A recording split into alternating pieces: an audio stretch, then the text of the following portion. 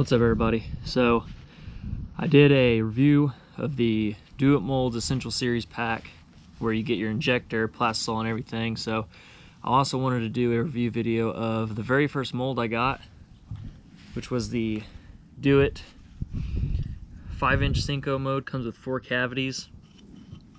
As you can see, you inject your plastisol here and it fills all 4 cavities. You can also get a laminate plate to come with it if you want 2 distinct colors in your lures. I think you can also get like neon tips and stuff like that if you're wanting the brighter colors. But it works great. I love it. I believe it's now $98 on the website, which it's not bad if you ask me, because SENKOs are one of the most universal lures that you can use. On the hinge itself of the mold, it says specifically to oil the hinge. I recommend you do that, or else it will rust. Your pins could come out and it could just fall to pieces. You've got your vent cavity up here, and you've got a vent here, and I believe one in the back. I would always still make sure. I use a small C-grip to keep it shut. You don't want it too tight because you don't want to damage the mold, and you want those vents to be able to do what they need to do.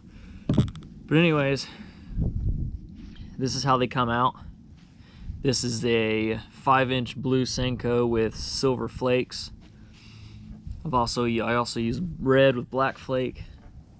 My favorite one is the watermelon green with red flake. And then this one is one that I just made remelting old lures, so it's got black, red, purple, green, silver flakes. Everything you really need, but there's multiple ways you can use these. Some people cut them in half and you can use them as a Ned rig.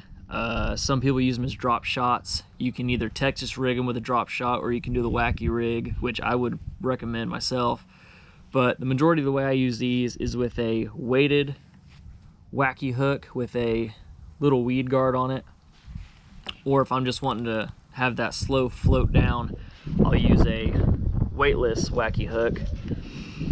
To me, they're really universal lures. You can use them during the cold weathers, spring, any pre-spawn or post-spawn, and it doesn't just work for bass. I mean, I've caught crappie off of them, sand bass, some catfish actually in the creeks, and all in all, it's a good mold. I mean, I understand $98 is a lot to spend on a mold, but like I said, I use these more than anything. I mean, I've got my rage tail swimmers, my football jigs, I've got a 10-inch sea tail worm, and I believe a flippin' hog. But out of all that, this is what I use the most. My primary colors, I mean, are pretty much the 3 you see here, but I'll use this one too. It still has somewhat of a green tint to it. It's just not as bright as the watermelon.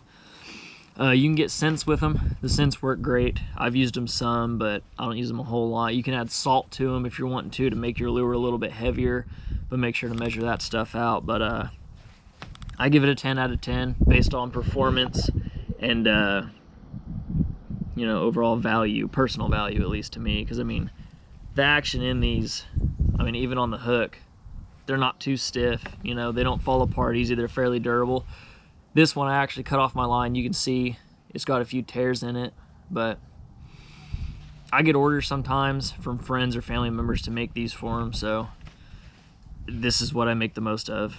But it's definitely the one I would get if you're wanting one that you can use for multiple fish or year-round. To me, it's definitely the best one to get. But that's just my opinion. I'm sure everyone has one of theirs out there, but I just wanted to make this quick short video for you guys and see what y'all thought. I'll try to put the link for the Do It molds in the bio or in the description, I guess, of the video, but I would definitely check it out. So I'll make more review videos.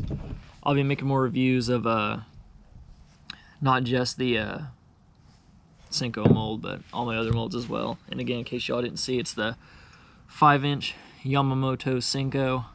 I used to buy tons of these before I got this mold, but then once I bought the mold, I mean, I'll be honest with you, I really don't, unless it's a hard plastic bait or jigs, or I just want a specific color that I can't make right now, I really don't go buy any more soft plastic lures. I really just make my own. But again, here's another view of the mold. You've got both sides, the pins that hold it together. your injection spots and your 4 cavities. Another thing I like about this mold really is its 4 cavity. You know, some of my molds, like my flippin' hog and my sea tailworm, my rage tail swimmers, they're all single cavity. And unless you want to spend $300 on, you know, the big 4, 5, or 6 cavity ones, you got to make one at a time. And it's kind of a pain, but these SENKOs are fantastic. So go get you some.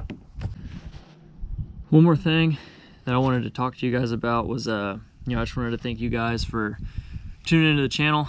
The last review video got a lot of good hits and views, so keep it up. I appreciate the support. Make sure to like, comment, subscribe if you want to. Hit that little bell notification. Check out some of my other videos. I think they're pretty good. And I mean, I've gotten some thumbs up on them. I haven't gotten any thumbs down, so it's got to be a good sign, right?